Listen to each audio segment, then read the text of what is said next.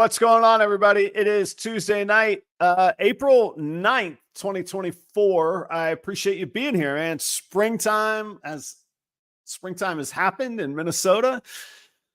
I've never been so excited about spring in my life. After a winter in Minnesota, you get pretty excited about such things. And it's not like that fake spring that like comes around and then there's snow after. Like, we're in it now. It's going to be in the 70s this weekend. I can't believe it. So finally feeling a little invigorated. I think I've said it on the show before. I don't know for sure. I got one of those like seasonal, I think I call it like seasonal depression or seasonal something. Everybody tells me it's going to be cold when I get here. I know that. Nobody tells me about the short gray days. It's like gray for like a week sometimes. And I never realized like how like down it would make me. So anyway, don't get me wrong, I didn't have a particularly rough time, but I was just kind of grumpy. You know, you're just like stomp around grumpy. And it's not like I leave the house because I got all my snakes are here and everything, and my animals are in the shed in the backyard. So I'm not around other people. And so anyway, for Christmas, I got one of those lights, which I asked for. Nobody gave it to me. Nobody was like, hey, you need one of these lights. But one of these lights to help with the seasonal, I guess it's depression, but I don't think that's the right word for me.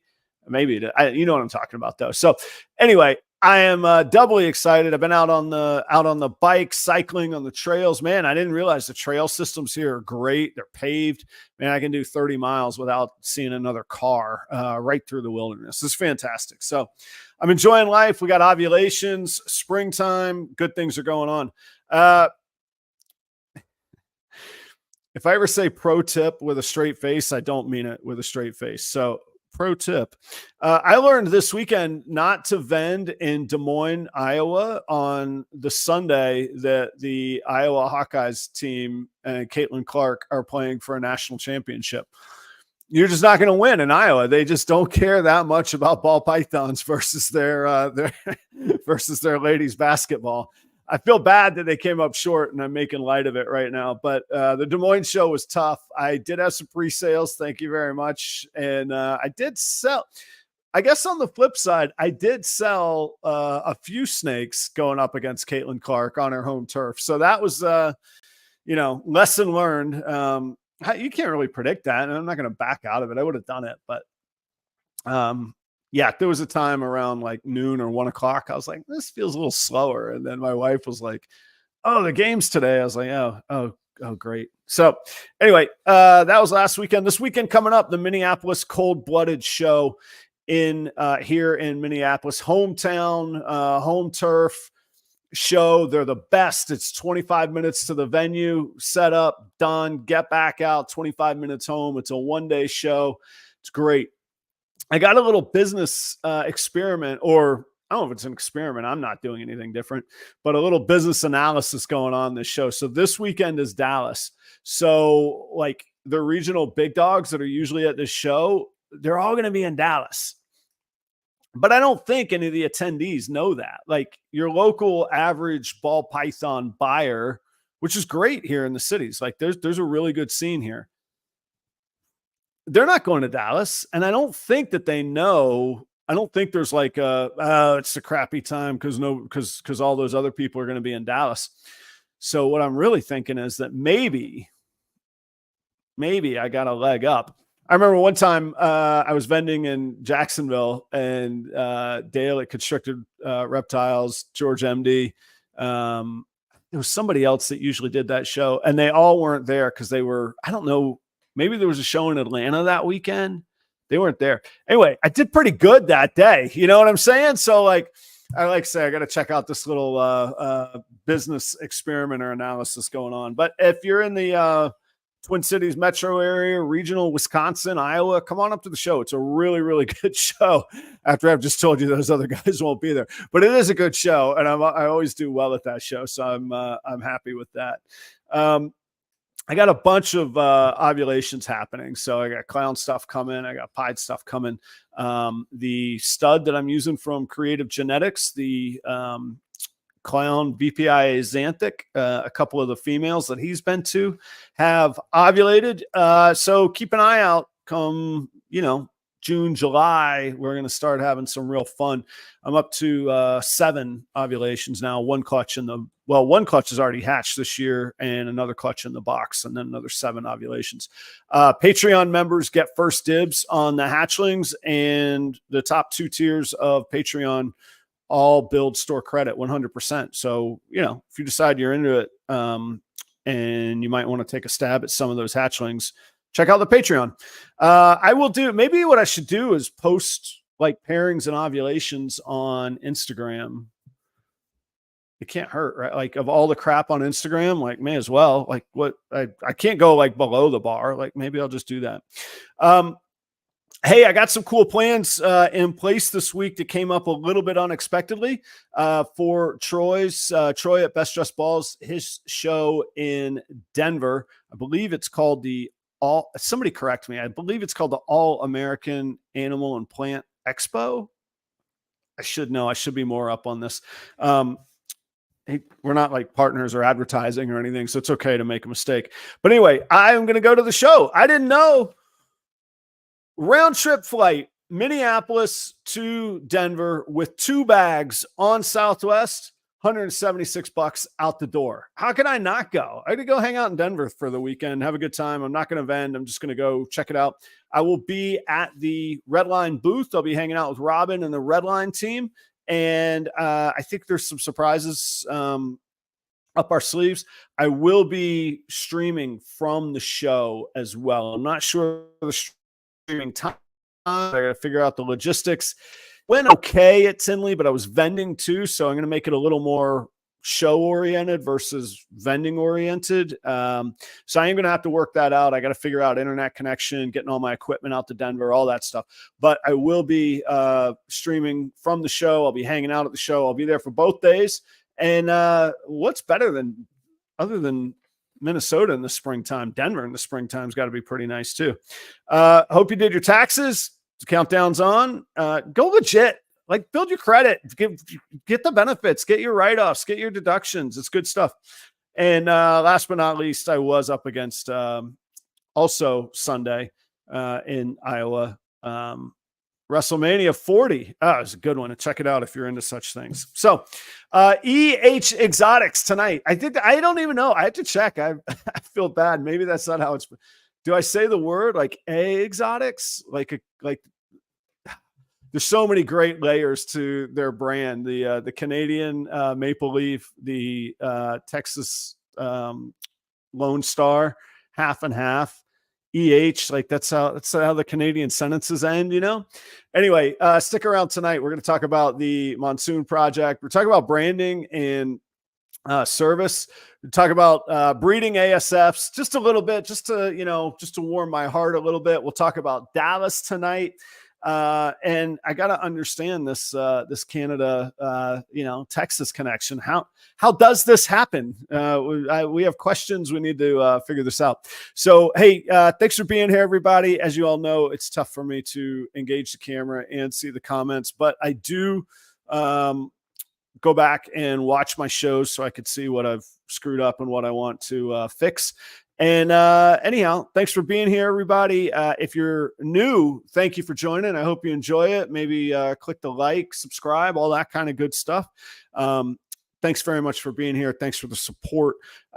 So for the very, very first time ever to the Proper Royal stage, hopefully not the last time, I got a chance to meet Kevin, and I had to ask. I don't think I met Whitney and Tinley, but I might have just stuck my foot in my mouth. We're going to find out here if I'm in trouble or not.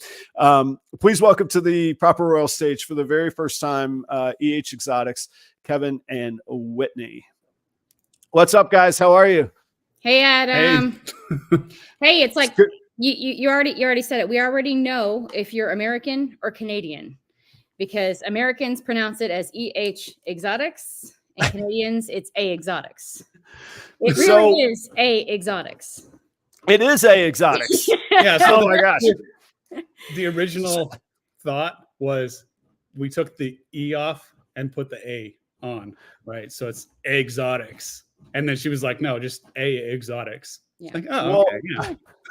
So I never spent more time thinking about a brand Because the other thing you just mentioned it, there's no E on the front of the actual word exotics. Correct. And the last thing I want to do is make a thumbnail and not like, you're nice enough to come on the show. You know, I always try and showcase my guests and that stuff.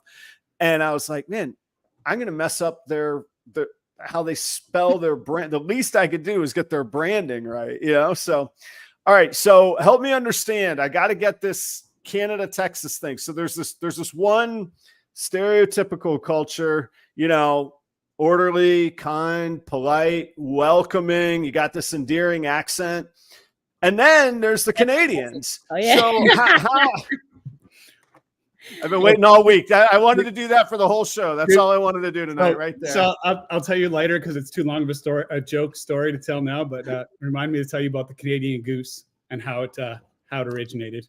Okay. All right. I need to learn that. There is another joke about like somebody calling tech support and the Canadian on the phone says, yeah, you just hit command. No. The non-Canadian, the American tech support says hit Command A.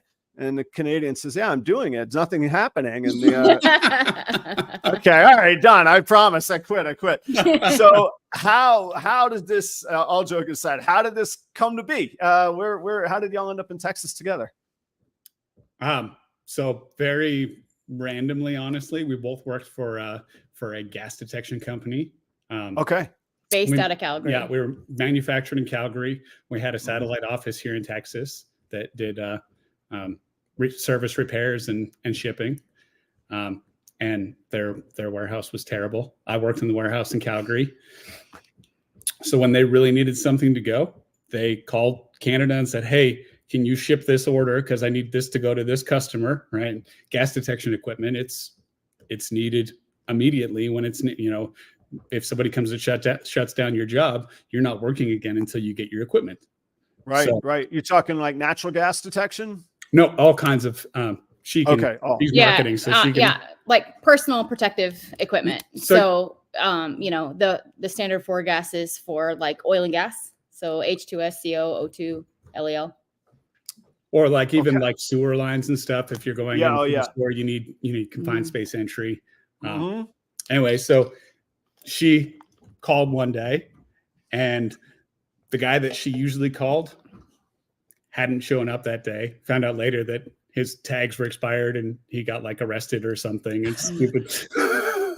So she called to get an order to ship, and then just kind of one thing led to another, and the rest was history. Convinced Honeywell to send me to Texas, and wow, like, hey, you know, the warehouse there is terrible. I'm awesome, so you know we can figure this out. And they're like, yeah, okay, we can do that.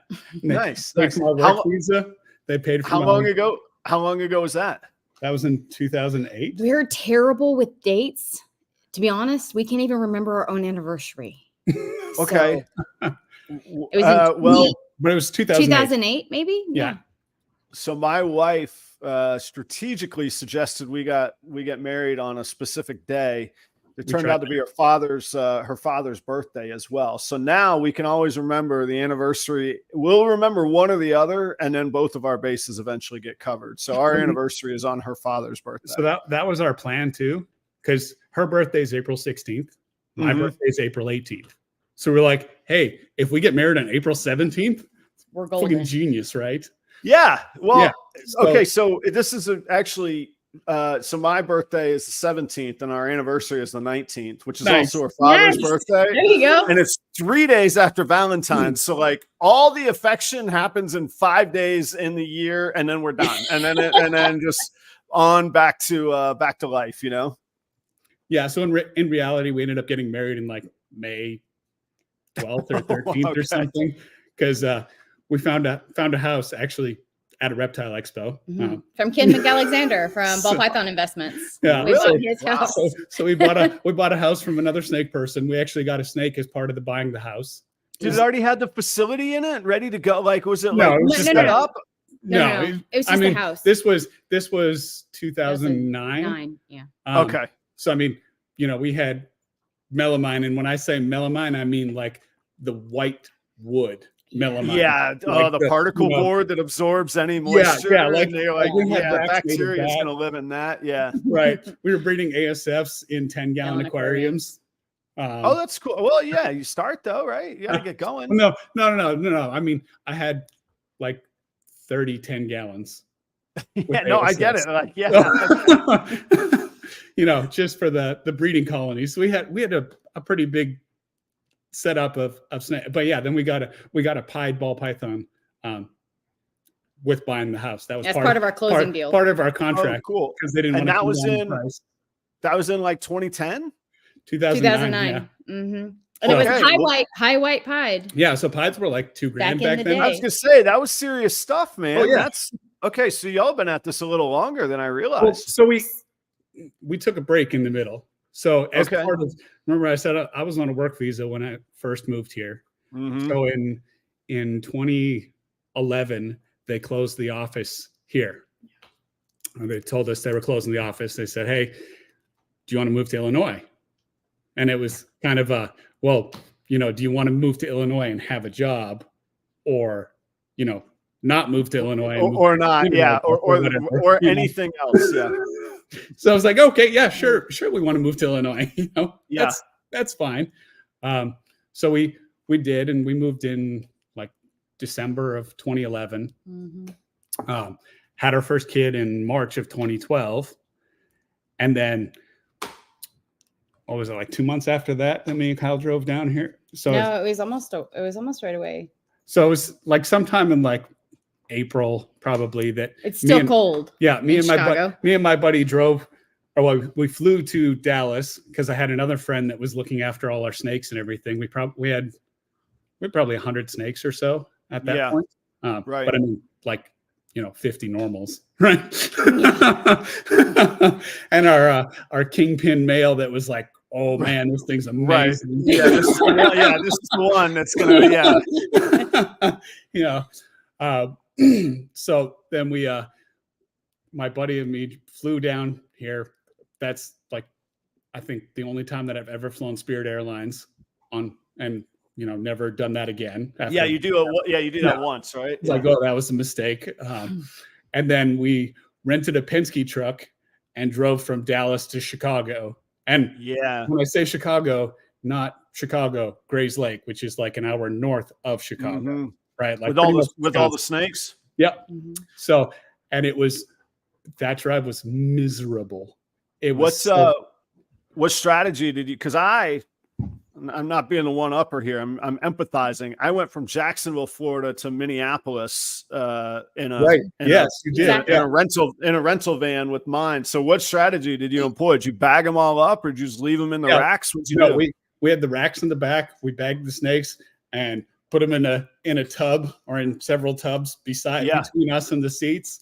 And I mean, man, it was a brutal drive. Like I did not look forward to that. And by the way, his friend was afraid of snakes at the time. Oh yeah, my friend was terrified of snakes. Yeah, terrified of snakes. And I was like, it's fine. They're all in bags. Like they can't get out, probably, most likely, you know. Did you guys just deadhead it there, or did you stop overnight anywhere? Well, it was because it was wintertime still, so we couldn't even stop. Right. So we literally just drove all the way through, and it was about 16 hours or 17 hours. Right. And you know, and that was after loading everything up, because we flew in, we spent the night. I think we got drunk because we were idiots. Yeah, because and you're Canadian, that's what you do, right? Yeah. I mean, it's cold, it's winter. You get a Molson, you know. You know, got up at the butt crack of dawn and went to my buddy's house, which was like an hour away from where we stayed for some reason. I don't even remember why, but it felt like forever to get there. Loaded up a bunch of snakes and racks and stuff, and then drove, and we hit every kind of weather. We drove through tornadoes in Oklahoma, and then dust storms in Kansas, and then by the time we got to like Nebraska, or no, St. Louis, Missouri next. So by the time we got to Missouri, it was like raining and thunderstorms, and then we got to Chicago, and it's snowing and ice rain on us, and we're in this stupid Penske truck that you can't even recline the seats on. Right. Yeah. You're sitting in like church shoes the whole way.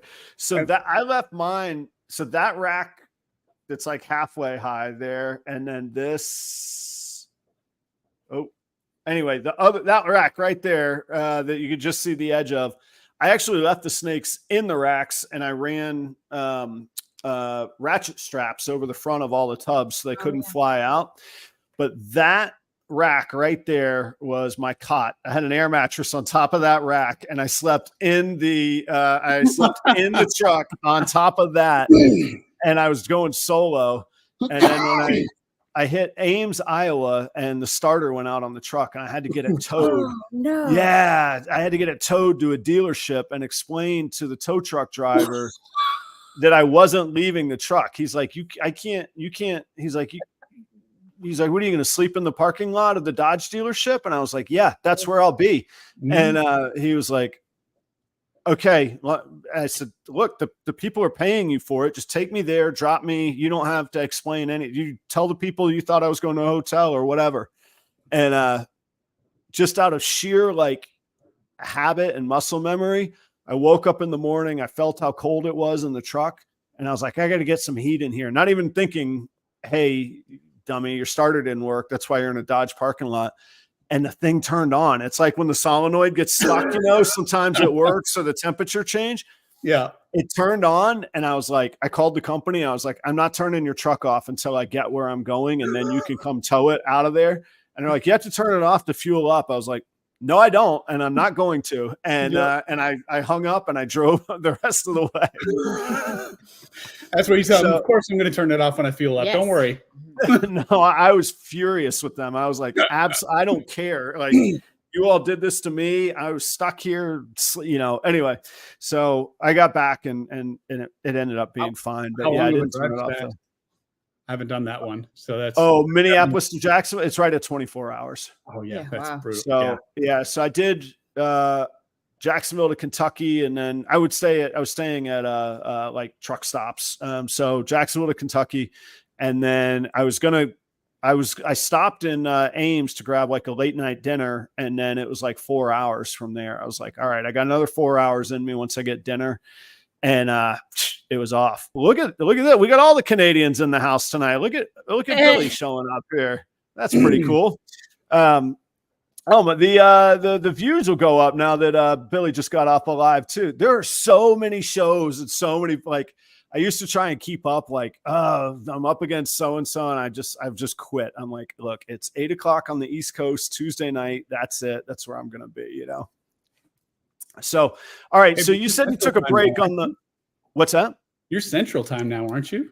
I am. Yeah. But so get on the real time zone, bud. No, I know, but that screws with other people. And then all my marketing for the past 2.5 years has been 8 p.m. Eastern. So I didn't realize how much of the world does nothing but time zone math for hours a day. Like how many times a day do we have to be like, oh yeah, it's 1 hour, man. And the East Coast, it's super easy. That's just what the time is. Yeah, but Central's easy too because it's just Central Time, and who cares what everybody else is doing? Central's the one that matters. Yeah, I do get that. That's why it's Central. Yeah. Dale says there's a lot on Tuesday. I know. I chose Tuesday because there was nothing here, and it's the most boring night of the week. Yeah, 3 years ago. So that's all right. I'm still here. They've come and gone. You made it popular. We'll continue. Tuesday's the cool thing to do. Yeah, that's right. It is the cool thing to do because what really goes on Wednesday mornings? I try to explain that to people at work all the time too, that Tuesday is the best day of the week, right? Oh, okay. Let me hear this theory. Yeah. Okay. So we can all agree Monday is the worst, right? Okay. That's an easy sell. Yeah. So if Monday is the worst, what's the furthest that you can get from having another Monday? Tuesday. I guess looking forward, yes, Tuesday. I mean, you don't look backwards because who cares? That one's done. So the next Monday is 6 days away. Yeah, that's true. All right. Monday can't be the best because it's the worst. So that means Tuesday has to be the best. Whitney, is this your life, right? Is this how you go through daily? Very polite rationalism, very stubborn. And yeah. But statistically, Tuesday is my most productive day of the week. So. Okay. How do you quantify? It sounds like you're quantifying it if you say statistically. Well, as far as my list of things to do, I get the most done on Tuesdays. I gotcha. And same with sending emails. Coming from being in marketing, if you want to send an email, you send it on a Tuesday or a Wednesday. Tuesday, Wednesday, Thursday. And then, because nobody looks at their emails on Monday or Friday. Or Yeah. actually, they look at their emails on Monday, but they're too busy catching up. Right. Actually To read it. engage. Actually read it. Yeah. Right. And then Friday, everybody's checked out. So on a serious note, what about, or have you looked into what about social media posts? So I do a weekly advertising post, and almost to your point, my reminder comes up on iPhone to do it every Monday. And I rarely do it on Monday because I'm catching up with everything and I'm digging out of the weekend and I'm seeing what's where and blah, blah, blah. So I get to it on Tuesdays or Wednesdays, and I'm always like, what's the most effective day? I wonder which it is. And I always run it for 4 or 5 days, so it runs through the weekend anyhow. But I wonder if have you looked into that at all? I mean, not really. No. But I do know that, from the powers that be that used to tell me, hey, when you post on Wednesday, Thursday. So interesting. Yeah. There was a social group, and they were like a charity group back in Jacksonville, but they were called the Thursday Night Drinking Club. And then in parentheses underneath it says, because who really does anything on Fridays anyhow? And but there was always a charity driven thing. Like they would bring 50 or 80 people for some cause, and they partner with restaurants. And hey, if you run a happy hour for us, we'll raise money for this cause and advertise for you and blah, blah, blah. So I actually did a lot of work with those folks. But now I do wonder about, like, because there's like the TubeBuddy, and even YouTube will tell you statistically when your viewers are on and when should post. But even that gives a disclaimer that says over any real measurable period of time, it makes no difference if you run it. If you run it in perpetuity, like you post something on YouTube, it's on there forever, kind of deal. So, but I always wonder if somebody has insight to it. I'm always curious. I mean, honestly, I personally, and I mean, this is just me personally, right? I think as long as you're consistent with posting, yeah, you're good to go. I was looking today was my 1600th post on Instagram. What could I possibly have had to, talk? I post constantly, so I got that covered. But go ahead. Go ahead. No, I was going to say, I find that people like the weirdest things. Like I get more views. So on our way to Tinley, I got more views on Kevin trying to find 4-leaf clovers in the parking lot in Arkansas than I did on any of the show stuff. So people always give me crap because I look for 4-leaf clovers. But how many 4-leaf clovers have you found in your life? Well, I haven't looked for any, so I'm going to go with 0. Exactly, right. So, but one day when I think I was like 12, me and my little brother like sat down and like looked for 4-leaf clovers, and we found like 30. Right there in where, in Manitoba? Where are we talking? Okay, right in Manitoba. There they were, a patch of them, huh? No, to your point, Whitney, this is why I love this show, partially because I could do whatever I want on it, but I love telling people, like, I don't write 30 questions to ask because I just want to go where the conversation takes us.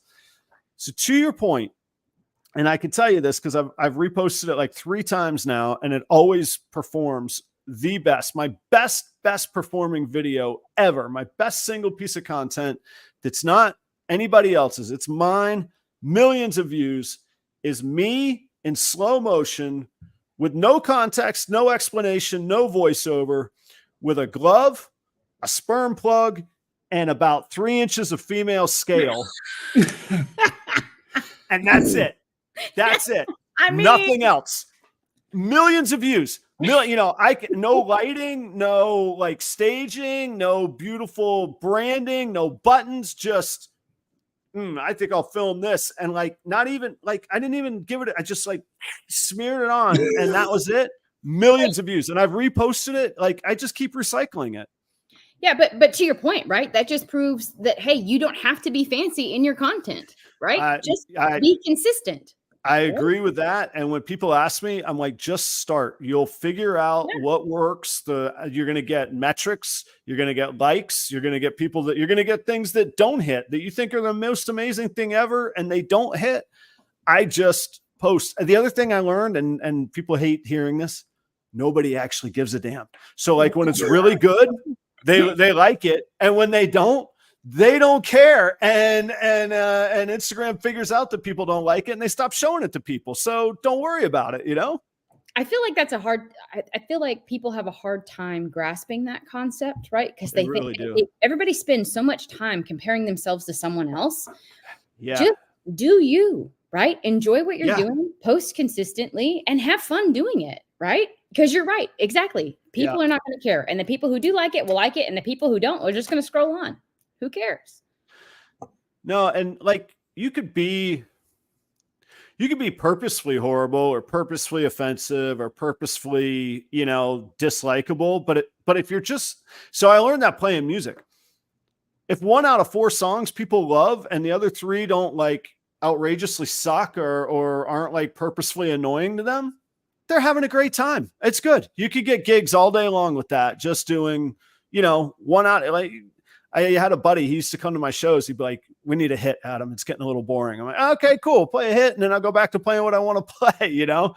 And because people, it doesn't matter. It's going to disappear. It's going to go into the internet ether and you're not branded by it. You're not like, it's not like a permanent scar because wasn't a smash hit. And then weird things like smearing a sperm plug are the biggest thing ever. I'm like, all right, I'm just going to post and I'm going to let it rip, you know? What do you play, Adam? So I play guitar and sing and Irish pub kind of music. So everything from like traditional stuff to I've been fortunate enough I've been able to open for Flog and Molly and bands like that before too. So yeah, it's pretty fun. It's a whole different world, a whole different side of Adam, but it's pretty fun though. And to Kevin's point earlier, we can drink a few beers along the way. Matter of fact, I tour when they come to the States. I tour with a band out of Montreal, Irish punk band called the Peelers, and those guys come to the States usually every February. They give me a call. They're like, it's about time for us to get out. You want to go play? And I'm like, yeah, let's go. So they'll come south, and usually they would do a Florida tour, and I would open for them and get out on the road with them. Well, now they don't have those. Yeah. No, well, what's funny is one of their main guys lives in Des Moines now. I didn't get the full story. For all I know, you know, the Des Moines warehouse needed a Canadian operator, and what happened? I don't know what they do in their day job. I don't know what he does in his day job. So yeah, but he lives in Des Moines. So anyhow, yeah, actually I'll be out with those guys on some festival dates in August this summer. I'll be out and about. So I'll post those. But anyway, enough about that. That's not why I invited you all on to talk about my music shenanigans. All right. So, we don't have to pick up the whole biography, but so you said you took a break breeding ball pythons. When do you consider that you were like in it, on it, going? How long ago was that? So when we moved to Illinois, we had them there for like a year and a bit, I think. And then snakes were getting respiratory infections in the basement. It was hard to find rats because as part of moving, I didn't bring my ASFs. Right. Mistakes were made. You know, part of the move was, okay, well, we don't have time for ASFs, so we'll just have to buy rats. And, you know, it was a pain in the ass to find them. Sorry. Very un-Canadian, man. Come on. Yeah. So then during that time, because we were in Chicago, obviously, right? So we went to Tinley. We went to our first Tinley with he would have been like, I think it was like baby, right? Like, yeah. By the way, pushing a stroller through Tinley, like 2 or 3 weeks old kind of baby. That'll get you talked about on shows like this. Like even the nicest hosts that don't want to start drama will talk about people pushing a stroller at Tinley. Yeah. No, we do it. Yeah. So we took a stroller to Tinley, and it was rough. Yep. Anyway, so then I think 2013 or so, actually found out that one of my friends, I don't know if you'd have heard of him because I think he was out before you got in, Major League Reptiles, Brant Rustage. So he was pretty big into it for a bit. Me and him played video games together when we were like 14. Oh, nice. Okay. Like, so that's how it, like he lived in California. I lived in Canada, and we were like good friends on a online text-based video game. Oh, and cool. then one day because we still played it because I mean they said we're nerds, right? I mean, one way or the other. So we still played it from time to time, and we were talking one day, and I don't know if he said something about snakes or if I said something about snakes, and it was like, wait, you breed? It's like, yeah, neither of us had any idea. You know, we'd known each other for one of those moments. Yeah. So he actually bought our collection from us when we got out. Okay. And was he still in California at that time too? Okay. Yep. All right. So cool. Had to ship everything down and transport racks. It was quite the endeavor. So that was like 2013, I think, maybe early 2014. Wow. Do you look back and you're like, man, how much farther you could have been along? Dude, I looked at some old pictures. So keep in mind, back then it was, you had to have, if she's not 3 years old, you don't even try to breed because you just die or whatever, right? Yeah, you're right. I look back at like pictures the world will end, yeah, that we sent to Brant of like, hey, buy our collection. We had like a 2,500 gram female clown that was like almost 3 years old. We never bred her. Yeah, right. Yeah, but that's a good that's a really good point to think about, that decisions and things change as we learn and as we as we grow. And I mean, that's in life, but it's really cool in our industry, because I try and explain to people that don't breed ball pythons, I'm like, it is evolving. People are discovering morphs daily. In the past, I mean, Charlie's in the audience, but in the past 18 months, it was still like this mysterious thing that you could shed test. Like, we're going to open a box of magic over here too. That'll be fun. Maybe the unicorn will pop out, but it's real and it's happening. And we are in the midst of that, participating in it. And I love that. And people don't, anyhow, that's a different spin, a different take on it. I didn't thought about that was such a strong point of view at that time. Yeah, it was, so getting back in, it was a huge learning curve for us on morphs, because again, we started. So I guess we bought one snake. My son wanted a snake. I was like, okay, well, it has to be a female. It has to be recessive. That's the only rules. You can have whatever you want. Right. So this was like 2018. So he bought a butter genetic stripe pastel female. Right? Okay. Not bad. Especially in 2018. Yeah. Pretty good. So it was like, I was like, okay, cool. This is a cool snake, and had her in an aquarium, and, she was just a pet, but with the intention of, okay, well, if we ever do decide to do anything, then at least she's a female recessive. So who cares? Yeah. Right? And then in 22, we decided, I don't remember how we decided. Because the Lawnmower Larry. Yeah. So Lawnmower Larry got introduced to us. He was Lawnmower Larry. Larry. So my son, just so you know, I'm engaged and listening. I just had to clarify there. Okay. Lawnmower Larry, his third grade class pet, which I know everybody hates on class pets of, they get Mr. But I mean, she had a crested gecko and a ball python that we got when she retired, and I mean, they're the most like well cared for fat little animals. Like that crested gecko still has its full tail. Yeah. And it was a third grade class pet for 3 years. My first two breeder females were classroom retirees, and I still have them. They're one of them. That is the matriarch to all my banana stuff, man. She is just a wonderful snake, and you can't make that one mad. It doesn't, it's a great snake. You talk about well-handled and well-conditioned. The classroom's the place for that. Yeah. So she knew that we were snowblower Steve. Yeah. Right. Yeah. That's its Alberta cousin that's waiting for the 4-leaf clovers to come up. Exactly. So, the teacher, she was retiring, and she knew that we had a snake, and that I don't remember if she knew that we bred snakes before. I think we talked to her about it before. So she was like, oh, well, there's reptile people. So can you guys take these ones? And, please take this.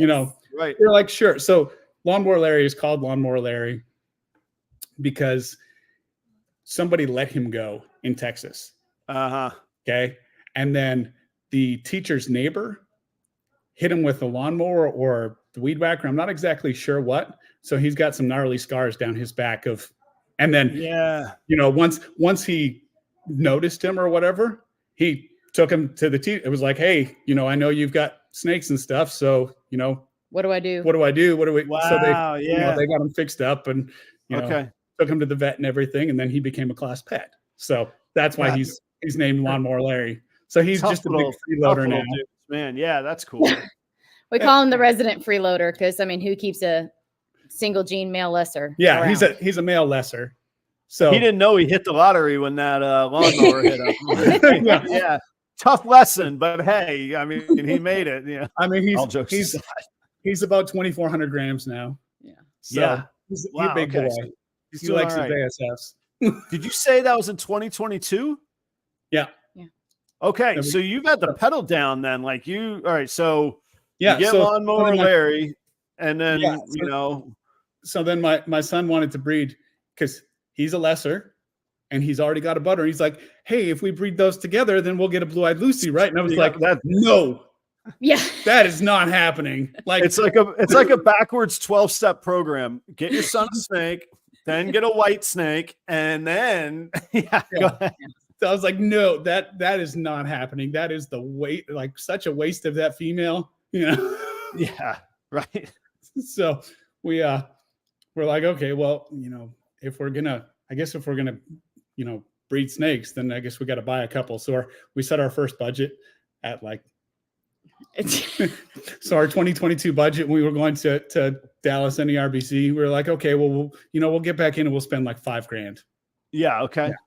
Yeah. That budget's done real well. Well, I mean, in fairness, you did spend the $5,000, right? Oh yeah, exactly. Exactly right. Yeah, more times over. Yeah. Give yourselves a little credit. You did all right there.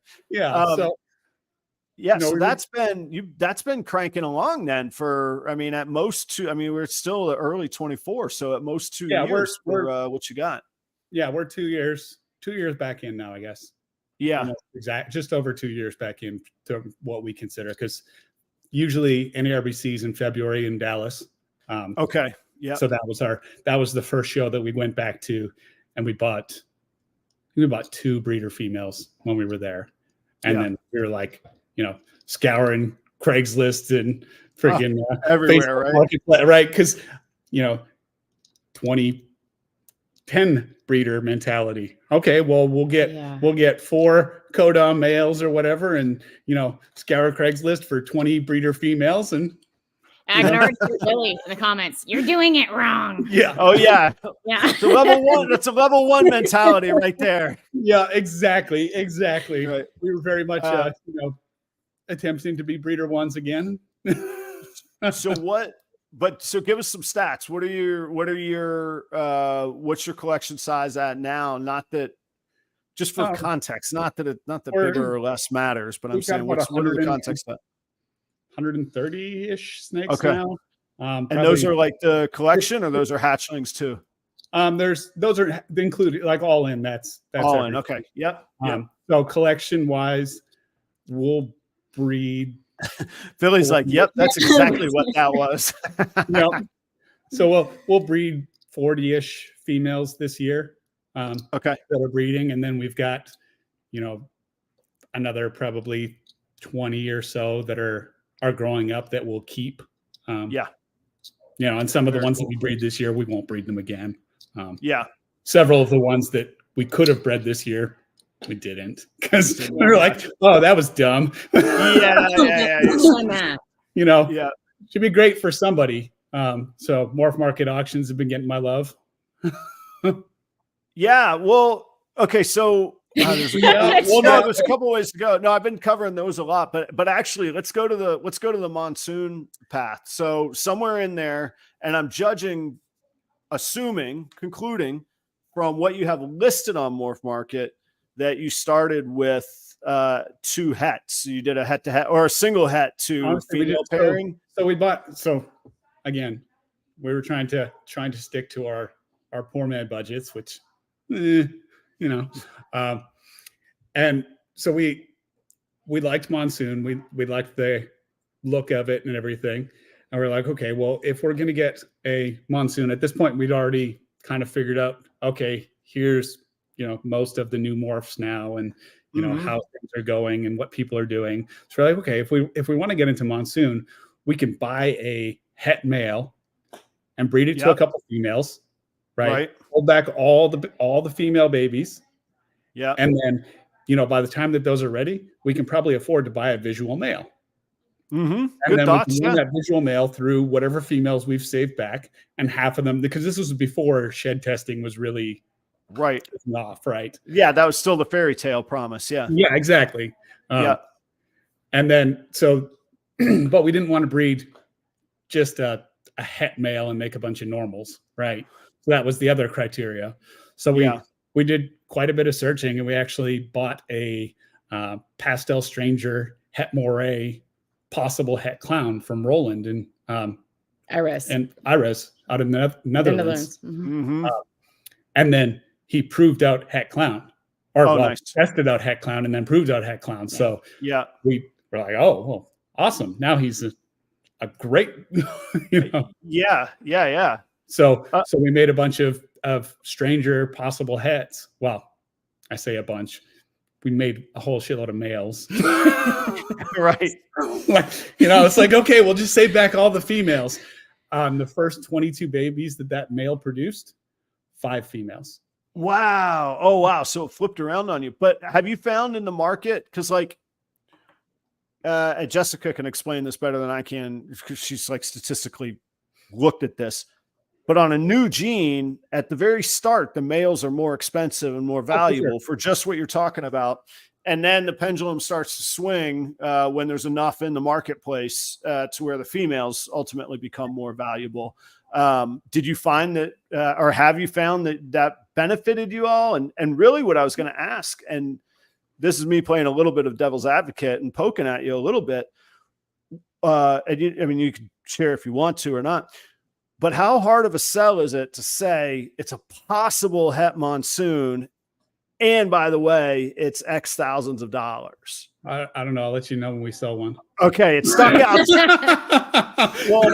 It truly stuck out to me in an inquisitive way, not a hey, that's stupid, or that's brilliant. Because it does have a value, and if you're if you're good people, then it's still a 50-50 toss up if you're being honest, which you are. Honestly, we sold a bunch of them like pet store / wholesale stuff, and just didn't tell anybody that they were pos heads. That's a lie. Did you really? 100%. Monsoon? Anything that wasn't a stranger, that was a male. Here you go, pet store. Have fun. So everybody's Googling our pet store. We're like, okay, who's the I sold several. West Texas, East Texas, where are we at here? What are we talking about? We sold them in St. Louis, NERBC like that too, right? Just as pets. We priced them as pets, and we put them on the table and sold them, and didn't mention word about them being pos het Monsoon, because not with any combos though. It would only produce. They were like lessers and like 1 or 2 drink codoms, but just males. Stuff that realistic. A little late. Billy says you could pick them out. Well, yes. Again, but if you're looking for, if I brought you, you can pick them out in a clutch, right? Potentially. But if I dumped 50 snakes on a table and said there's 4 het Monsoons in there, I doubt you're going to pick them out. No, I'm not, but you would have known. Well, not you would have known. This is obviously Billy's and people who are more familiar with the het markers would know, right? If you know to look for the het markers on a specific snake, then you can find them, right? If you don't know to look, then how are you going to find them? That's why it's, just a marker. Yeah. We need Charlie to hurry up. I know. I text Charlie the other day. I'm like, hey, Charlie, how are we doing? Well, I didn't, and Charlie's in the audience, and it's his brand and his product, and obviously I advertise for him, so I have some awareness of what's going on, but I didn't want to. I'm not going to be the one to break the news or anything like that unless he wants me to. But yeah, I hear the POS will go away sometime soon. Maybe that'll happen. That's what I've heard. Oh man, I'm like, oh, come on, where are we? Yeah. Well, and to Dale's point, and that was really the root of my question is, How do we find the buyer? How do we find the valuation on it? It's almost like the value would be to somebody. You'd almost have to partner on a breeding project with them just so that you kept skin in the game or something like that, you know? That's, again, kind of why we just wholesaled the males, because who's going to pay for them, right? But the strangers, like we've got, I think I've got like 6 or 7 male strangers, right? So those, why would I sell them? I'm not going to sell them cheap, for one thing, right? Because stranger is still a fairly expensive gene on its own. So with us being, even at worst case, we're 6 months from a test, right? Like worst case. Yeah. So why would I sell them cheap now when I can just hold on to them for half a year and know which ones? And like Billy said, I'm pretty sure you can tell on most of the ones because they're like, night and day. But again, how do you do it, right? Yeah, and this is a hard thing to quantify, but I talk about this a lot with people. What part of the equation that we're leaving out is time as well. Okay, so let's just pick this apart for a second. You buy a possible het Monsoon for whether it's a penny or whether it's $4,000. You buy that. You got to grow that up. So you're looking at a year realistically there, maybe 9 months, maybe 15 months. We'll call it a year. Then you got to hope that it proves, and all the females that you grow up, that's at best generally 2 years. Sure, we've all heard that it can happen a little bit sooner, but I mean, we know this. So you're looking at, in a perfect world, if everything works and you don't move and you don't change their atmosphere and they lock and you don't go on 1,000 gram, blah, blah, blah, all those things that we all know happen. And then you would still have what? Because then if the male proved, you would make het, then you would still only be running a head-to-head, 25% success rate on it. And at that point, it's cheaper to spend way more than $4,000. Like 3 years of my time is always going to be more valuable than almost any amount that I could pay with variables. So I'm always careful about who I attribute like private conversations and quotes to, but somebody that's been really beneficial to me along the way, they told me pretty early on, he was like, Adam, I only want to work with things that I know exactly what they are. I'm not the guy to try and prove something out. I'm not the guy to try and find a new gene. I love what I do, and there'll be a place, and thank God for the people that will go do that stuff. But I want to get down to business and know what I'm dealing with. I don't have time in life for those variables. And I was like, that's really stuck with me. And I'm like, yep, I'm with you there. So, but if you don't know, and it's the only option you have, because what I don't even know, what are visual Monsoons right now? 10 grand. 10 grand. Yeah. I don't know where the line is, but I don't have 10 grand to spend, even if it takes me 3 years to work on. So I'm probably just not going to work on it until that price comes down, or until it's more welcoming, or until I have a whole lot more money. That's all relative too. Buy some heads.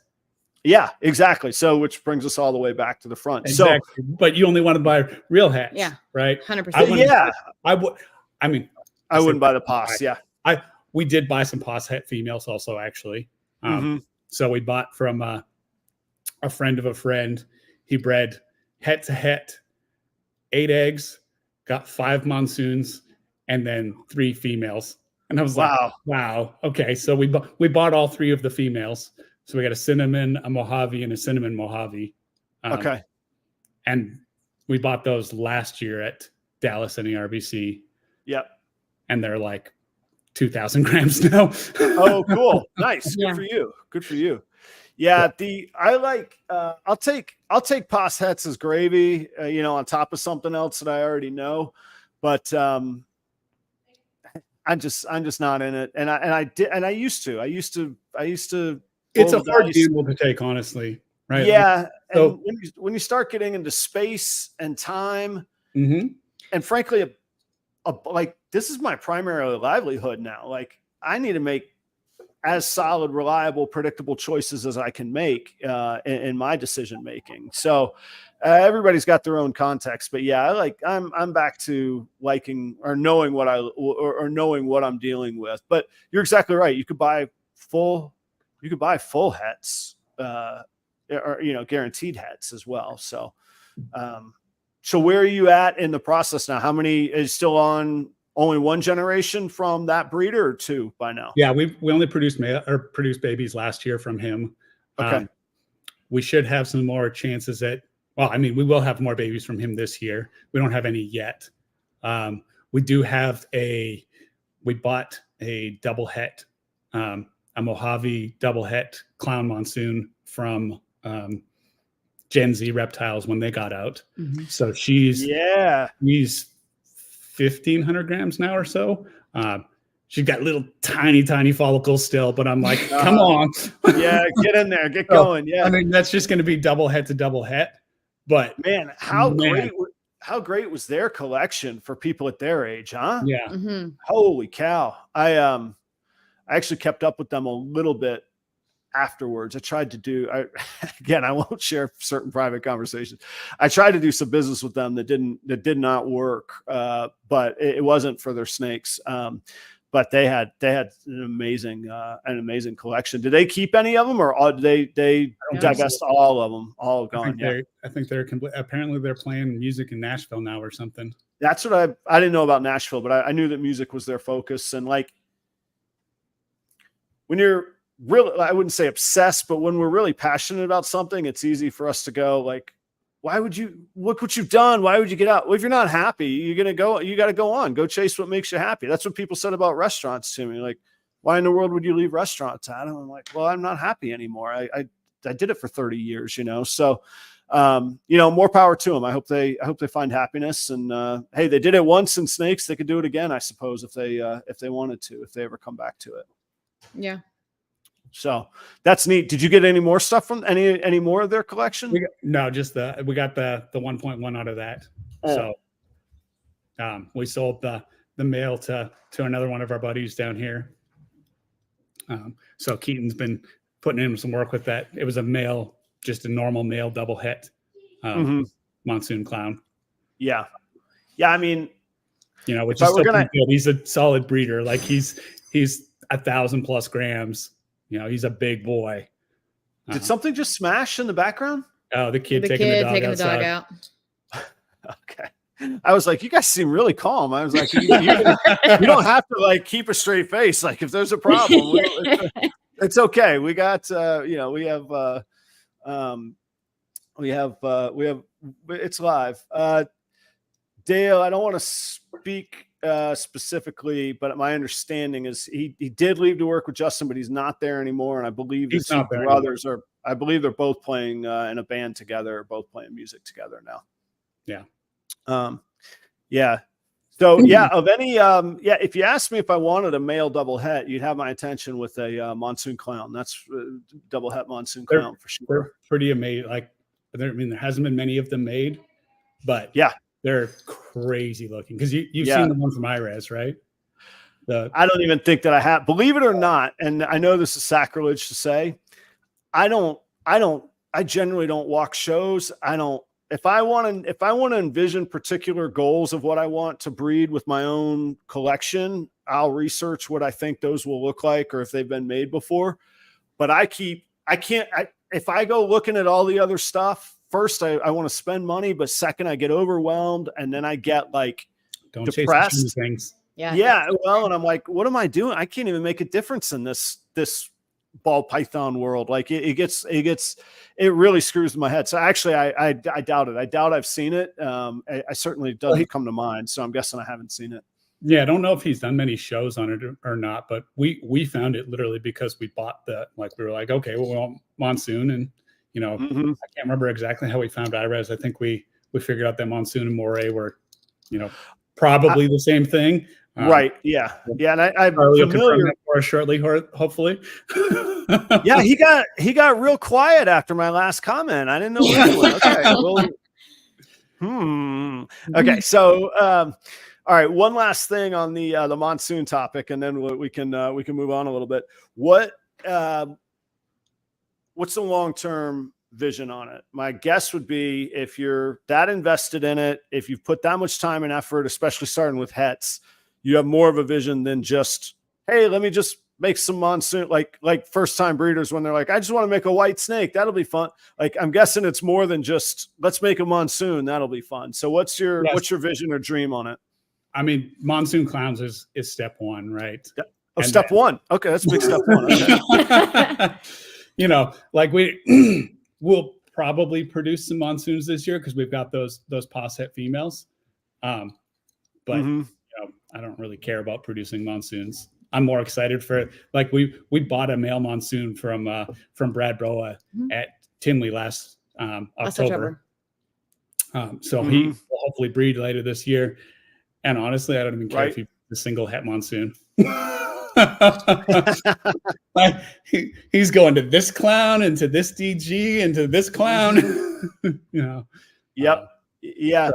Well, and I was talking to actually I had some breeders come by yesterday, and I was talking to them, and I just said something in passing, but I was like, yeah, that's probably the next 5 to 10 year vision for me. And they both chuckled and they're like, wow, 5 to 10 years. I'm like, that's kind of it. We just did the brief math on 2 generations, and that's just scraping the surface. That, you know, that would be for a single recessive. You want double recessives, you got a longer haul than that. So now obviously you can buy along the way, and we've learned in the market, the prices will come down as you're working through projects, so they become more feasible. But I was like, yeah, and I remember when I first started, like, I was like 2 years. Who was it? Chris Eaton used to yell into the microphone, like, do you know how long 3 years is? Like almost, I mean, so many things in life are shorter than 3 years, and that's the turnaround. So anyhow, yeah, it takes a little while to look at that. Any other, and I'm sure you'll take any coat on you can get, but like at night when I can't sleep, I'm like, I'll just think about some snake pairings, and that'll make me happy and calm me down. And I'm go to sleep. No, I'm just kidding. Yeah, one of the babies that we got. Usually I can't sleep because I'm stressed, so that makes me happy, which brings my stress down, and then I go to sleep. Yes. So one of the babies that we got from him was a OD calico, and she is possible double het, and she is gorgeous. I haven't even sent her shed at all to Charlie yet because I'm like, well, whatever. I don't even care about the het clown. I just wanted to be het Monsoon, right? Clown, but yeah. Well, cool. I think it's a great, like, everybody in the audience knows, and we all say this all the time, but like, there's so many untapped possibilities out there. And that's, I try and explain that to, and they're like, why snakes, Adam? And I'm like, and I guess there's probably a lot of things like this in life, but like, even in music, there's only 12 notes. Like, it's hard to be original, especially in rock and roll. Like, what 4 chords can I string together that haven't been strung together before? You know, like it's so, it's a really neat time. And that's a great example of it. Like you say, like, okay, what could be wrong with Calico Monsoon Clown? Like, any person's going to be like, nah, screw that. No, of course it's cool. We got to see it. We want to know what that's going to be, you know? Yeah.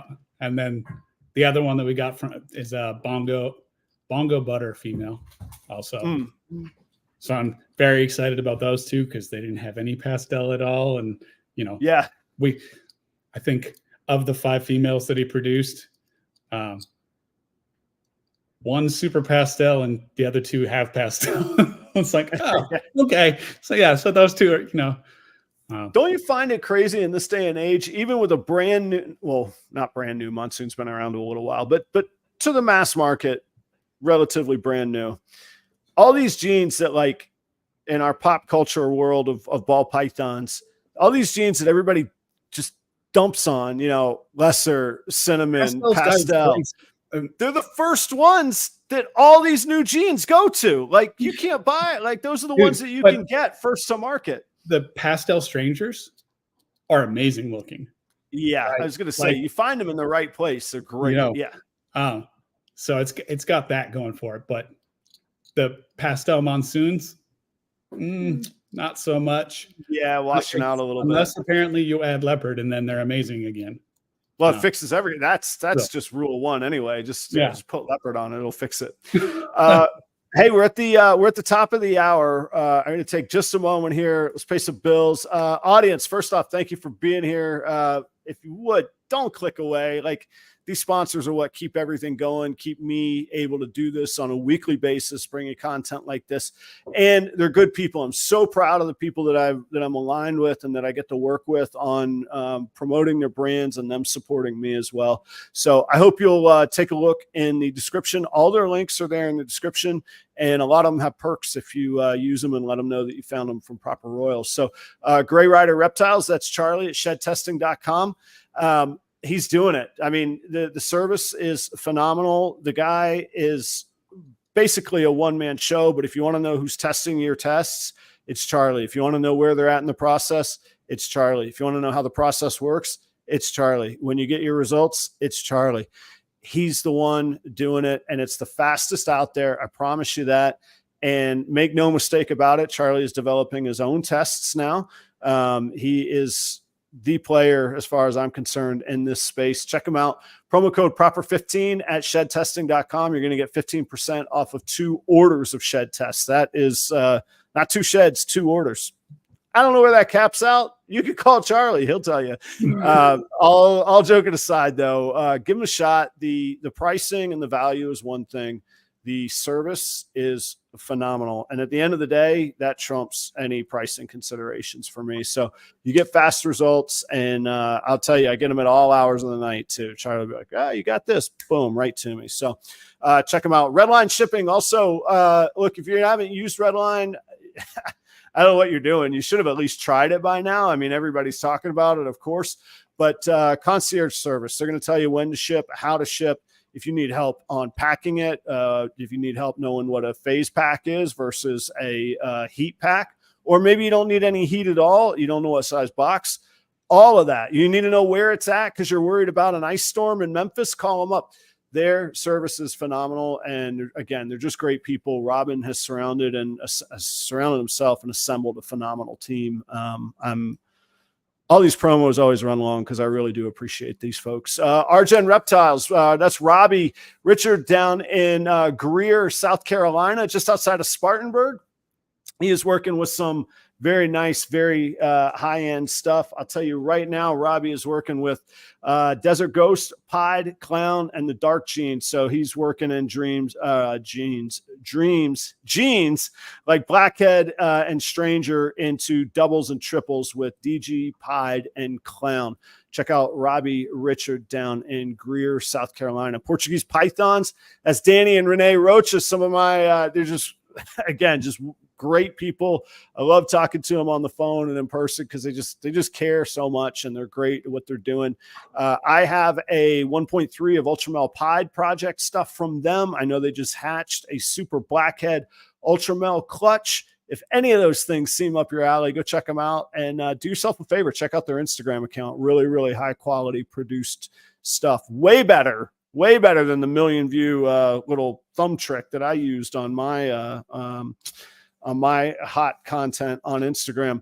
Trevor in Aurora, Colorado. I got to hook up with Trevor and make sure he's coming to Denver. Trevor, if you see this episode, man, message me. I'm going to message you. We got to go catch up when I'm out there at Troy's show. Trevor is working Puzzle, Ultramel, Clown, VPI, Xanthic, and Tri-Stripe, as well as Monsoon, Zebra, and Sunset. Trevor's been keeping for 20 years and breeding for 15. And last but not least is my partner in vending crime at Tinley, at least. That is Chris at B and S Reptilia. He's been a fantastic resource for me, breeding all sorts of different species. He tries to pick up one new species a year to start breeding and to bring to the market and to the industry. But along with ball pythons, he has boas, locality boas, Pituophis, all sorts of colubrids, and he's also the distributor for the Pennsylvania distributor for the chipper. He can help you out with all of those things, and he's a good dude to boot. So I've been doing business with Chris a long time. He was the very first sponsor, and he's still here. So protect your relationships, guys. Take a look at those sponsors. They keep me in the game. So thanks very much. We are here, and I'm going to tell you, I'm going to clarify it for you. If you're not Canadian, how you pronounce EH is a simple Simple vowel. That's A. That's how they spell A. EH Xotics tonight. That is Kevin and Whitney down in Texas. And, you know, Texas is a big place. Where in Texas are you? DFW, Dallas, technically Midlothian. I saw the word and I was like, I don't think I can pronounce that. Midlothian? That's the name there? Midlothian. All right. So, but Dallas, Fort Worth area? Yes. NARBC is like 30 minutes away. Great. Gotcha. Okay. So, speaking of NARBC, everybody's got a story and I have no idea what yours is. So I'm just going to wing it here. How do you get a table at Tinley? No, I told you, got to be a story, right? Honestly, it wasn't even much of a story. Well, sort of a story. So, do you know Southern Star Reptiles? Jack and Heidi done that. That does ring a bell, but I don't think that I know. I don't know them. I don't know them. Anyway, so they've been in this for 12 years, 13 years. Coincidentally, they got in right when we were getting out. Like we actually like kind of mapped this out, and like probably within 2 months of each other, okay. Like the first time when we were getting out, they were getting in. So they live like across town, like literally 5 minutes away. Right. Oh, cool. And so last year, I think it was last year, maybe it was before that actually. It was last year. No, I think it was late 22. Because anyways, so early on, we were like, hey, we need to do business taxes and stuff. Well, these people like live right across the street, and you know, they're the only people near us on remember the Morph Market map that doesn't work anymore, or doesn't exist anymore. They took it away. So they were I don't like that. They were the biggest breeder anywhere near us. And we're like, hey, so we just sent them a message one day. It said, hey, do you guys have an accountant that you use locally? Because you know, we figured it'd be a great way to. And they're like, no, but do you want to go for dinner? We're like, yeah, okay, cool. Yeah, okay, that'll work. Yeah. We sat at this pizza Italian place in town for like 5 hours. Yeah, we closed the place down. Talked about snakes. Nice. So they, you know, again, they've been in this for quite a while, and know lots of people and lots of things. And so Jack texted us like a week before the show. It was like, hey, you guys want to vend Tinley? We're like, you don't I say guess no. so, yes. That's right. Yeah. You Right? don't say no. Yep. Yeah. So she wanted to say no, honestly. I had to convince her. I was like, it's fine. She's like, well, we don't show. So I mean, honestly, this is the same way that we did we've done 3 shows so far, right? We did Dallas NARBC in September, sorry. And then St. Louis NARBC, which was supposed to be our first show, and then Tinley. So our first what do you guys have to look forward to if those are the only shows you've ever vended? Like it's like you should be starting in like the local, you know, flea market and working your way up. Nobody's gonna buy my stranger het monsoons in the local flea market. So it's not the right audience. not the market we're going for. There you go. Okay.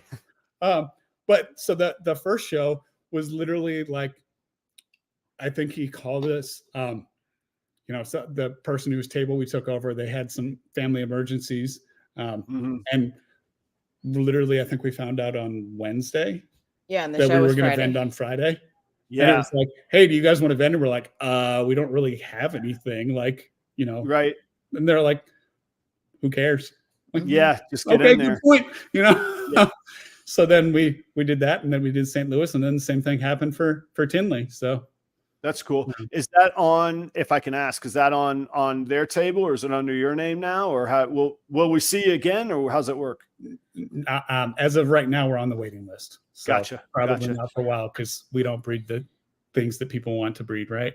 Now it's hard to get into Tinley with ball pythons. You know, but you will see us at Tinley. We just may not be. We'll be there for sure. Yeah, I gotcha. You know, whether or not we're vending or have a table, that's yet to be seen. It always seems to come up, and I know that. So you hinted at it. You know, we breed the things that they don't want. So I'm a little torn. So like, I put myself in their position like sort of through the lens of this show. I want to ideally screen who's going to be on the show. At the end of the day, it's my job to put on a good product, and the guest really makes the big difference in that. Otherwise, it'd just be me yapping into a microphone. So I get to have some say in what I'm doing on it. So that's like their point of view. And I get that and I empathize with it. On the other hand, I guarantee if you look at the amount of money flying around the room and where it goes to ball pythons. If you look around the room at who's coming to the show for what, the answer is ball pythons. So I get a little torn on it. It's not my business. It's not my show. So, I feel mostly the same way, except for Potter did an interview on another show. We won't mention because it doesn't matter. That's okay. And there's a lot of other shows. They're out there. I am aware. I do know that. Yeah. Yeah. So, but Potter did an interview just before Tinley on the other show.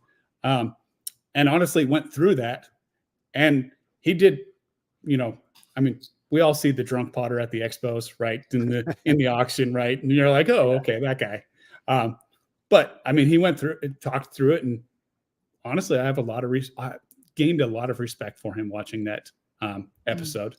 Something I've found, and full disclosure, I had a really great opportunity to actually spend some not one-on-one, but close time with Brian Potter. He was absolutely wonderful to me. And so I like to say full disclosure, maybe I'm biased, but I also find icons and industry standards in any industry generally aren't built by accident or just stumbling around. Like there's usually a very clear, insightful direction behind. Uh-oh. Did we lose Adam? I don't know. Whatever.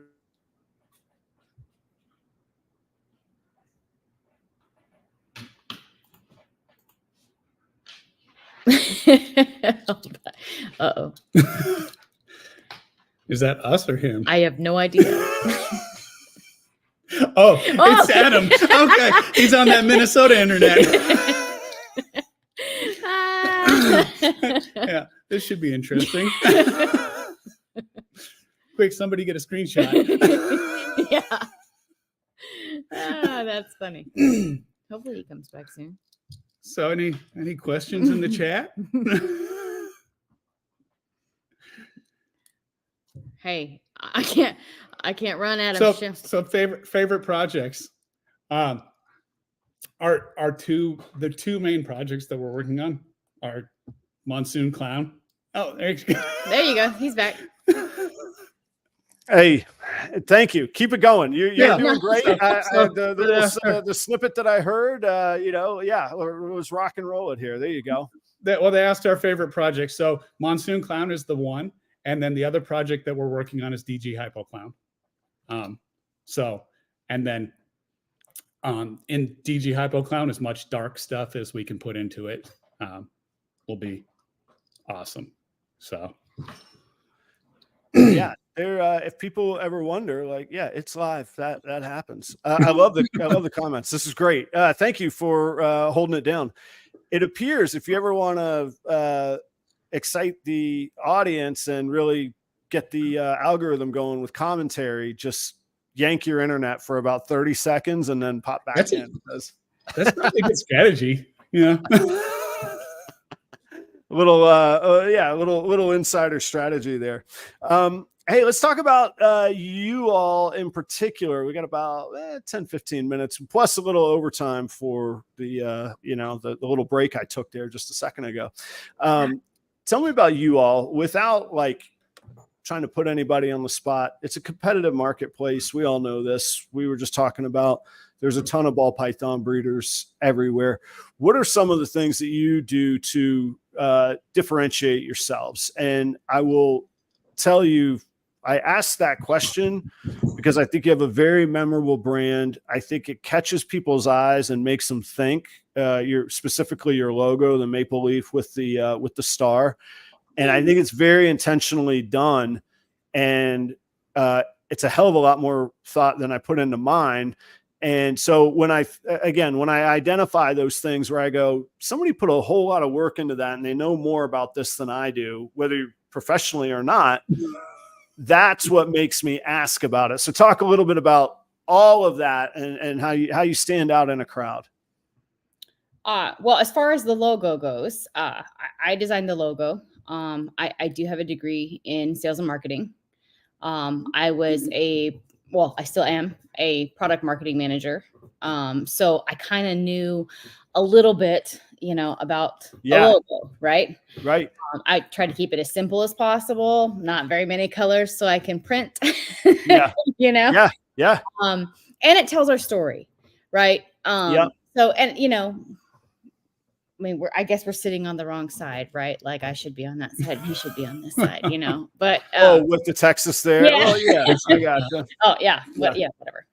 No, I mean, I just tried to, keep it simple. And then, we just have fun doing it, I tried to make, I mean, not to put a shameless plug in anything, but, like when we went to Tinley, right, we took, our animals, but we also showed off Husbandry Pro because we love the product, right? Yeah. And I mean, when people get to see, when they get to see things, that they don't normally get to see along with, your animals that you're producing, it catches their eye. They're like, what is that? Right. All we had, I mean, we literally had the racks up and I was like, you want to look at my collection? Sure. Take, click what you want, Oh, and, nice. Yeah. And, and I have, pictures of all my animals in there, I get a lot of comments on, like my tub labels or my labels on my displays at the show, and I need to do a video about that. But, we name all our snakes. Yeah, we name them. Yeah. Like everything down to hatchlings. Yeah. And I will tell you at St. Louis, we had this girl come and she came by the table several times. Mm-hmm. And, she goes, you know what? I just have to have Frank. Oh yeah. Here I am going, who the hell's Frank? Right. Which one is that? What do you need? Some tequila? You want me to man? What? So they loved it, and especially if you're going into the pet market, right? People like to, they want, they can remember a name, right? To people, morphs don't mean much to some of these pet people, right? And if I'm selling some of these pet animals, they're like, oh, I have to have what? Somebody bought one like Luke or something, right? Mm-hmm. And we named him Luke because he had Darth Vader on his head. Oh yeah. And so to somebody me, so my father and I grew up in my father's household. My parents were divorced, single dad, only child. It's the two of us. And he is like the most pragmatic. If it isn't practical, we're not doing it. And everything has a cost and it better have a direct result on a spreadsheet. Like our entertainment center was 2 cinder blocks and a couple 4x4s because at the end of the day, an entertainment center is a shelf. And that was the cheapest, most durable shelf. He still to this day has cinder blocks and boards in his house, and very successful man. One of the original developers of the Java computer language. That's my dad with cinder blocks in his house. So I say all of that because it's very deeply ingrained in my head to go, yeah, that's cute, but Frank really doesn't mean anything. Yeah, that's cute, but people really notice it and people remember. Yeah, and that's and I know there's value in that. And so I'm being a curmudgeon on purpose here for exaggeration. But I have trouble telling myself that I should care about merch or these patches. I thought for hours, why would I screw around with one of these patches? Well, a bunch of people came by the booth and hung out and asked me for my patches that maybe otherwise wouldn't have been there. So I do believe in it, but is there a sales and marketing like theory? Is there a you're the expert, you're the degree? Is there something like you asked me, what's a safe temperature to cook chicken to? I'm going to tell you it's 165 degrees because that's the damn fact and it's the truth and I'm the expert. What about sales and marketing from that angle? Honestly, I think that the more that you are remembered whether, I mean, hopefully it's for good things, right? Sure. The better off that you're going to be. Like, all of our friends make fun of us, because we test everything. If they ask us for your collection, we're like, why is that a 50% hit? Why do you have 50% hits? Like, why haven't you tested that yet? Right. I mean, and literally I thought, you know what? I was like, it's a voting year. Right. Yeah. And, everybody makes fun of us for testing stuff. I mean, I literally made these buttons. Right? Little election buttons. Yeah. That says I'm tested. I'm 100% hit. Yeah. Right. And I can literally, hey, you buy the animal. Here's your button. It's Charlie tested it. It's Charlie's fault if it's wrong. No, I'm just kidding. But, I do little things like that, right? Same with proven breeders, right? So, I made another button that says I'm a proven breeder. You know what I mean? Just, little funny, quirky things. I tried to be practical in my trade show giveaways.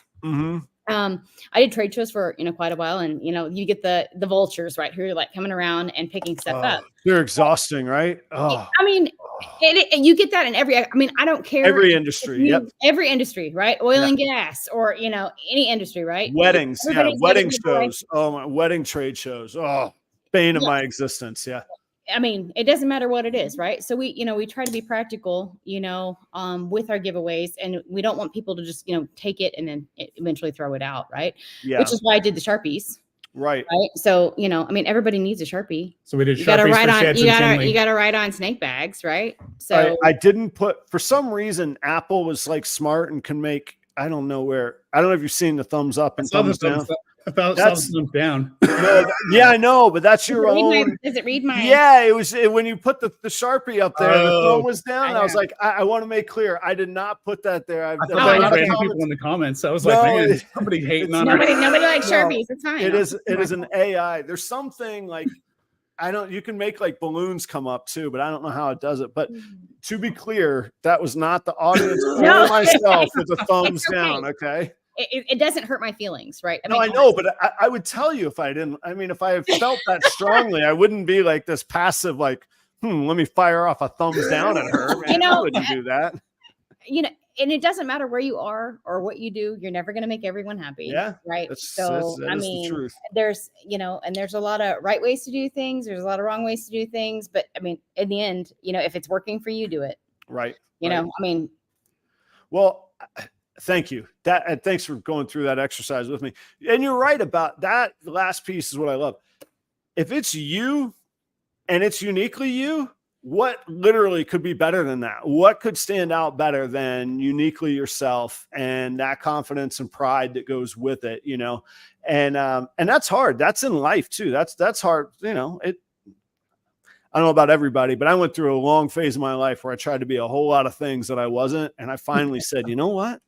I don't give a damn anymore, and I'm going to be me. And suddenly life got just amazing, So I think when I hear that, it was a strong moment in my life. So anyway, it makes me happy when I hear that. I'm getting too old to hold grudges and stuff, Right. Yeah. Or to try all that other crap. No, I'm just me. I'm just going to be me. That's it. Hey, and that's okay. Yeah. Well, I try and get better, and I try and improve and grow and learn. That's why I continue to do this show. But yeah, we could be ourselves. That's always welcome here. I promise you. I promise you that. How did tell us the story of at Tinley, you all were vending with Charlie at shedtesting.com. Tell us about that. Yeah. So that obviously I talked to Charlie a decent amount. Never really personally before Tinley, but we found out we were getting the table at Tinley, and I saw it all the time from the other guys that they would be like, oh yeah, so-and-so is going to be collecting sheds for us at the show. So I was like, oh, well, hey, Charlie, do we got a table. Do you want us to collect sheds? And he's like, yeah, I can print up some flyers and stuff. And, you can throw them on your table. I was like, well, do you want to just get a banner and you could, just be here. Table? Yeah. And he's like, okay, cool. Yeah. So, he literally went to Kinko's on Wednesday, I think, and printed up a banner and everything.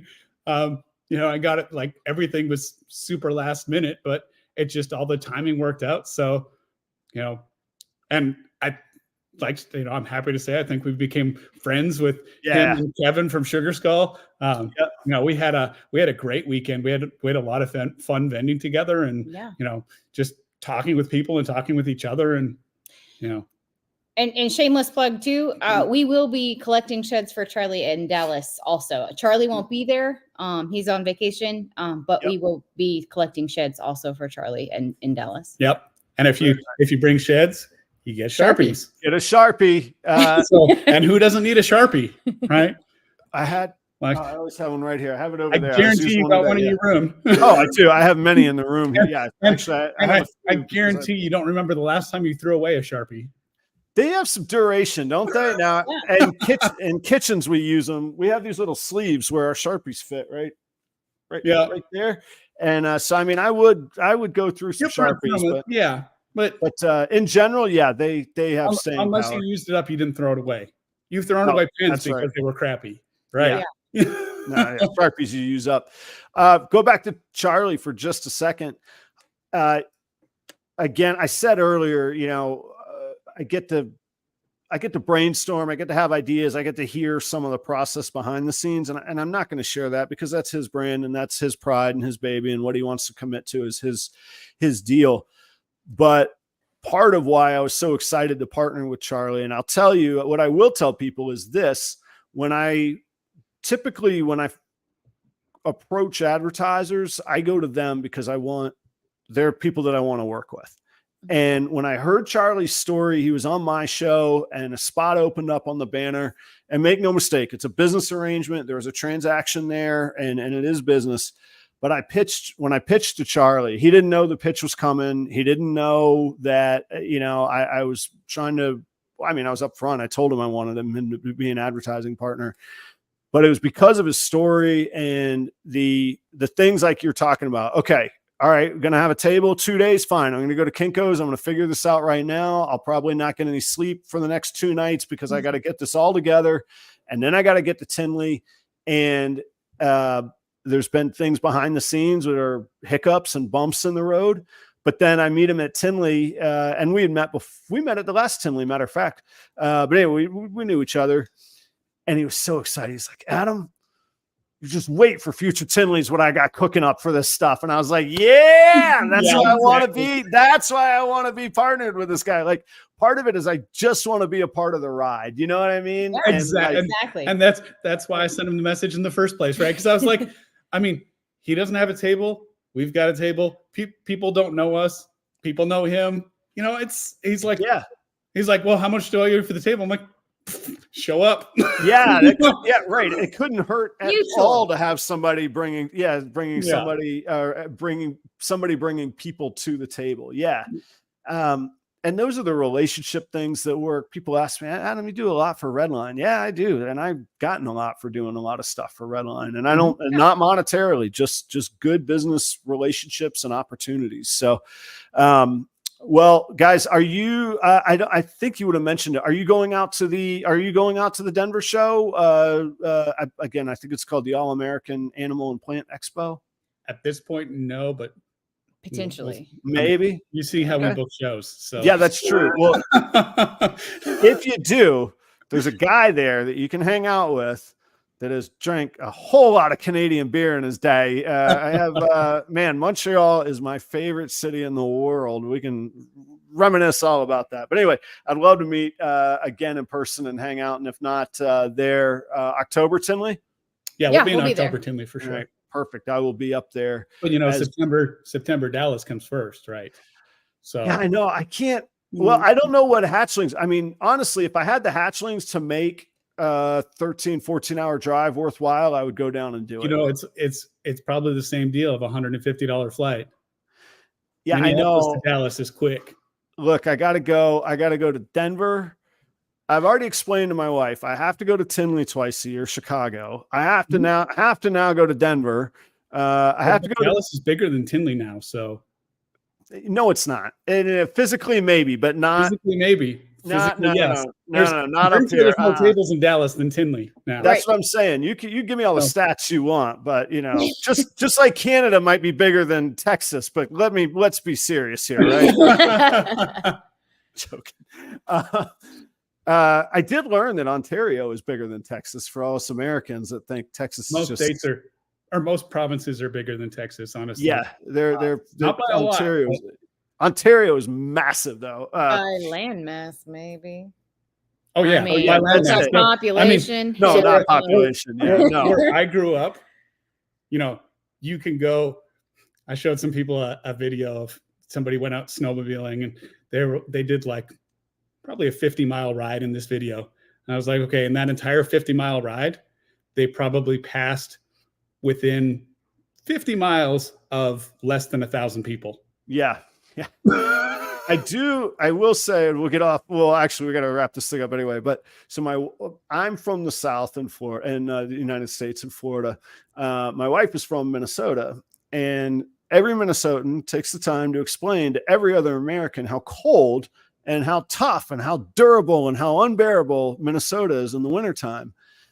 And I piped up one time and I said, babe, you know, there's a whole country north of Minnesota. And we laugh at them all the time. With very functional people living very wonderful lives. And that didn't go over very well. But anyway, if you ever need to quiet down a Minnesotan, that's what you can little way to Canadian. And they're like, oh, never mind. Yeah, well, exactly. All right, guys. So everybody go see EH Xotics at Dallas NARBC. And did you say you'll be up in St. Louis at the next one too, or not? We'll be at St. Louis too, yeah. All right. And then Tinley, of course, in the fall.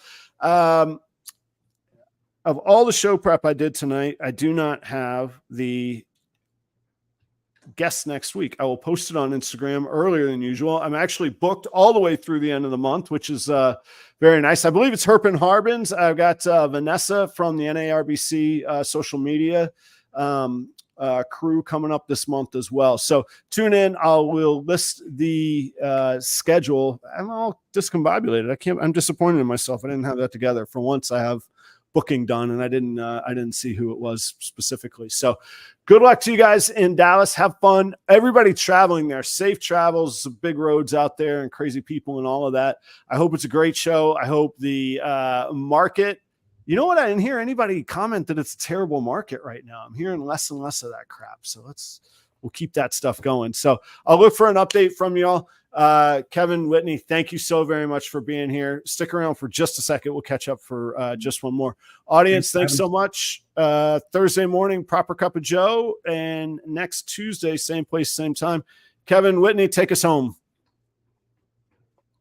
This is where you say, see you next time. Whatever you want. Anything you like to say. We didn't rehearse this part. Yeah, you failed to tell us. All right. The real truth is I heard that I cut you off just a moment ago. I was like, oh, no, that was rude. I got to give them their shot here real quick. Thanks for having us, Adam. Thanks for having us, Adam. We enjoyed the conversation. It's my pleasure. Thank you all very much. It's been great to hang out, and I can't wait to do it in person. And see y'all soon. Audience, see you next time. Cheers, everybody. Thank you.